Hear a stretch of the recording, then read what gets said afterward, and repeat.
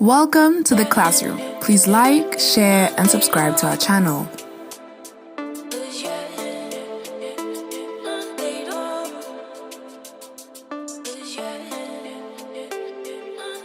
The interrelationship of the three sectors. An economy is all the people in a country or community who are busy with many different economic activities.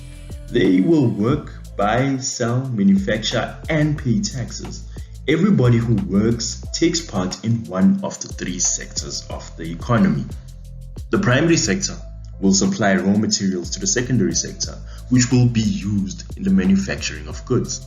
In addition to this, many primary products are supplied to tertiary businesses for sale to consumers, such as fruits, vegetables, firewood, fresh fish, milk, and eggs.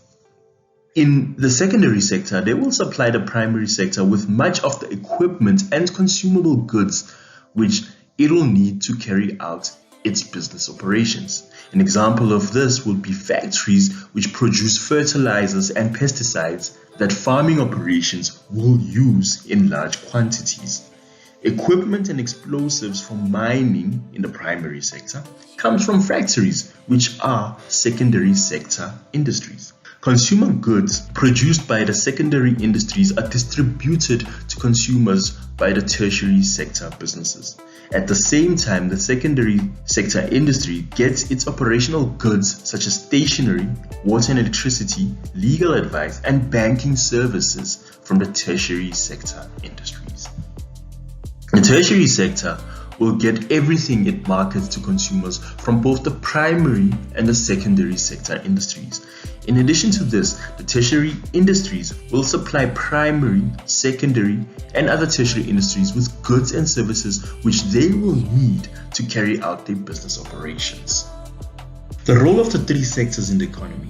We can tell how healthy a country's economy is by looking at what work the people do. As a country's economy gets bigger and stronger, the number of people who work in the different sectors will change. Countries with strong economies have more people working in the tertiary sector than in the primary or secondary sectors. The primary sector is the part of the economy that grows or collects raw materials. Changes in farming, such as using machines, mean that a smaller number of people need to work to provide food for all. This frees people from working the land so that they can be employed in other ways. The secondary sector is that part of the economy that manufactures goods. It uses the products of the primary sector. For example, iron ore is used to make steel, and steel is used to make goods like cars. The use of machines in manufacturing allows more workers to be free to work in providing services. The tertiary sector is the part of the economy that provides services. People either pay directly for the services or indirectly through paying taxes. The public services that the government provides, such as healthcare and education, are part of the tertiary sector. Some important terms that you need to know. Economic growth is when all the sectors in the economy work well and the country as a whole produces more goods and services. So there is an increase in the gross domestic product, or the GDP. Economic development, however, refers to a sustainable improvement in the standard of living of the people in general. It is possible to have economic growth without economic development. Economic development, on the other hand, results in a more equal distribution of wealth and resources. More people can afford further education and move into the first economy, where the jobs are better paid. With more income, they spend more, and so businesses do better, creating more jobs and so on. Sustainable development thus leads to further development. Now, can you tell me, what do you think of the trajectory of the economic growth of South Africa?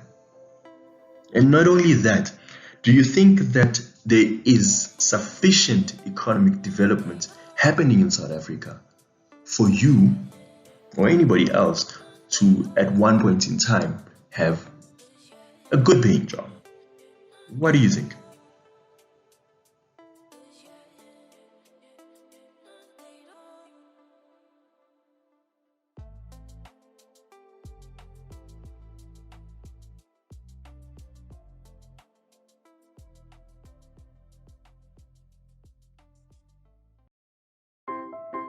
Sustainable development. Everybody's talking about it.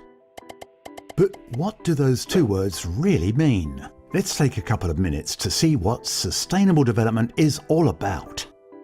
The idea first emerged in the late 1980s as a response to the world's growing social and environmental problems.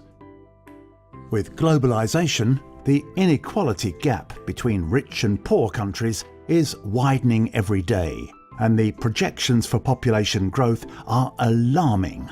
How are we going to feed a total of 9 billion people in 2050? How can we offer everyone access to clean drinking water, healthcare, education?